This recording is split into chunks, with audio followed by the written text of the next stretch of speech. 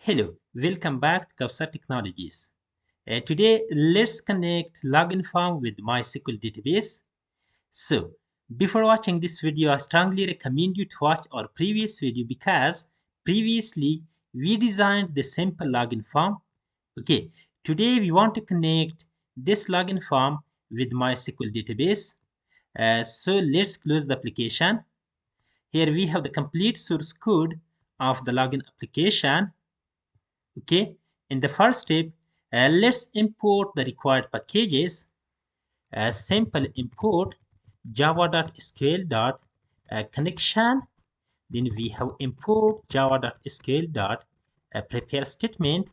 We have import java.sql.result set. Then we have import java.sql.sql exception. We want to handle SQL exception. Okay.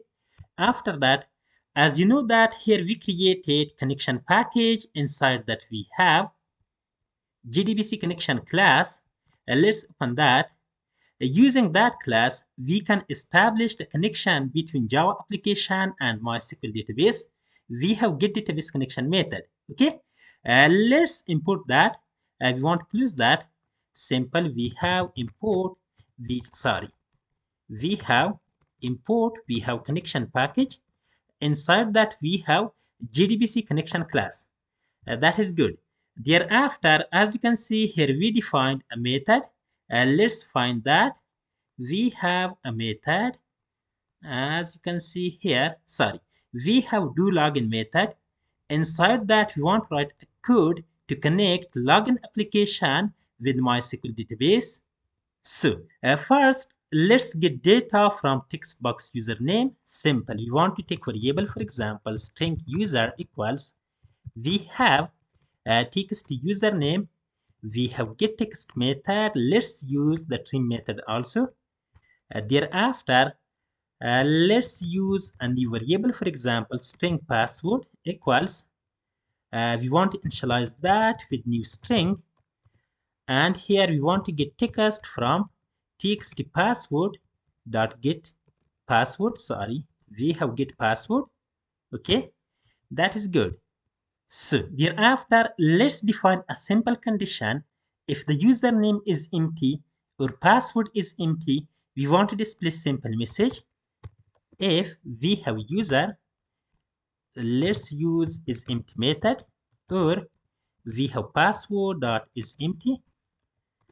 And here we want to display a simple message. For that, let's use the option pane.show message dialog.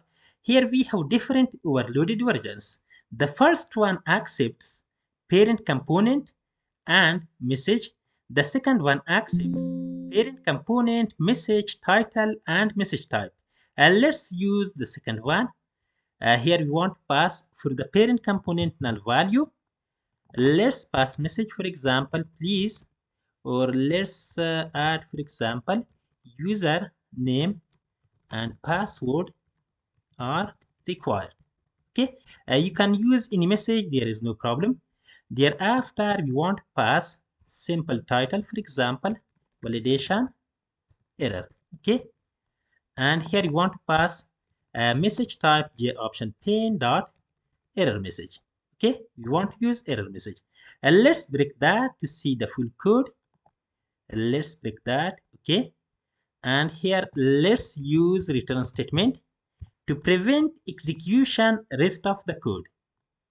So after that, let's define a simple query to get username and password from the database. Simple.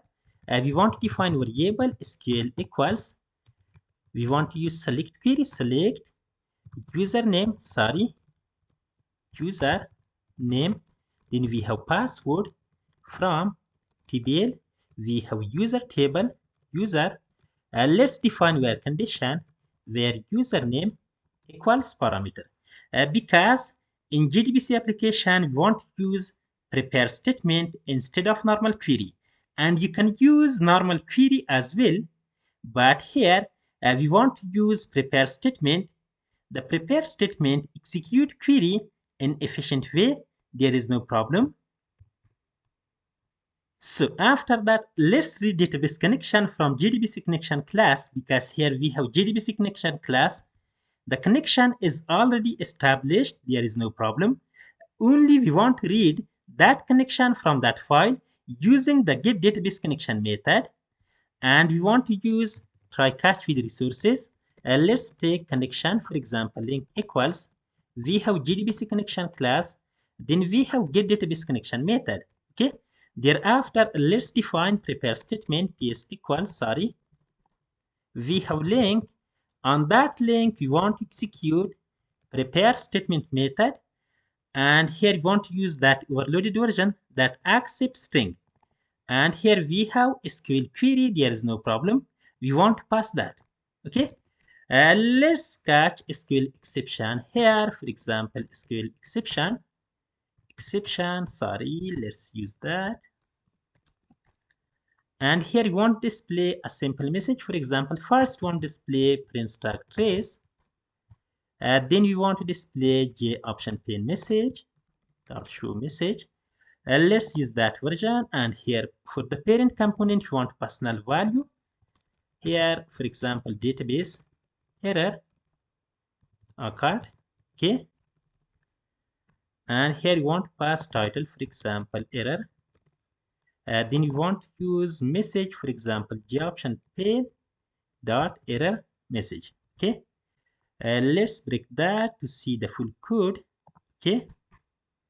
So everything is good. As you can see here, we defined query, and that query accept only one parameter. And let's bind the value. Simple. We have prepare statement. Let's use set string method, and we want to get value from the username variable. As you can see here, we have user variable. Simple. We want to pass that. So thereafter, let's execute the query.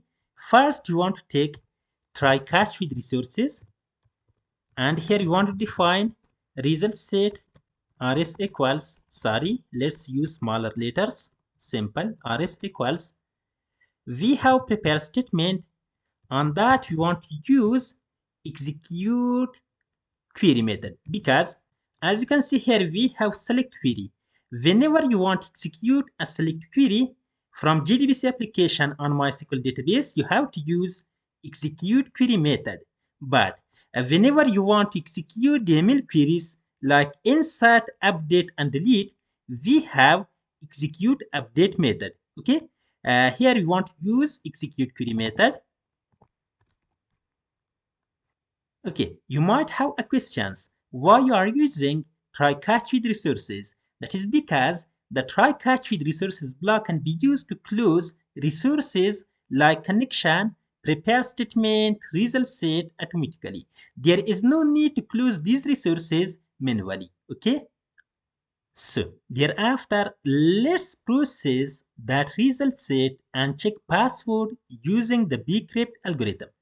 Simple. We want to find condition result set dot next, and we have BCrypt algorithm, and we have check password that accept plain text and string hashed.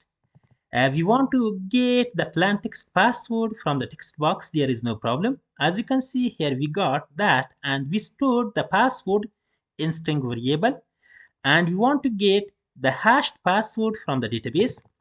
We have result set dot get string, and here we want to pass password.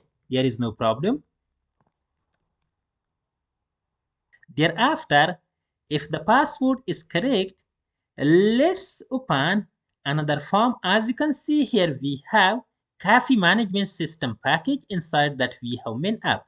First, what we want to do, let's close the current login form. We have dispose method. Let's call that.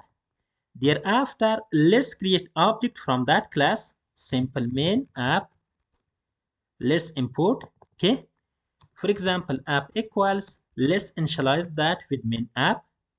Thereafter, we want to call app.set visible method, and here you want to pass true value. True. So if the password is correct, we wrote simple business logic Thereafter, if the password is not correct, let's display a simple message. We want to define else block, and here we want to use, for example, j option pane we have already here. Let's copy that, and here we want to paste that. So, and here let's change that message. We want to change that message, for example, username or password is invalid. And here let's change the title, for example, login, failed. That is good. So as you can see, we wrote a simple method here. Thereafter, let's save the changes. We want to run the application. Let's log in. As you can see, username and password are required. That is good. Let's enter incorrect username and password. As you can see, username or password is invalid. That is good. Let's enter correct username and password. Let's log in. Let's enter correct password. Let's log in. So, as you can see, the main application is opened and we authenticated our application using BCrypt algorithm in secure way. That is good. So, if you have any questions, you can write them in the comment. Please like, subscribe, and share my videos with friends.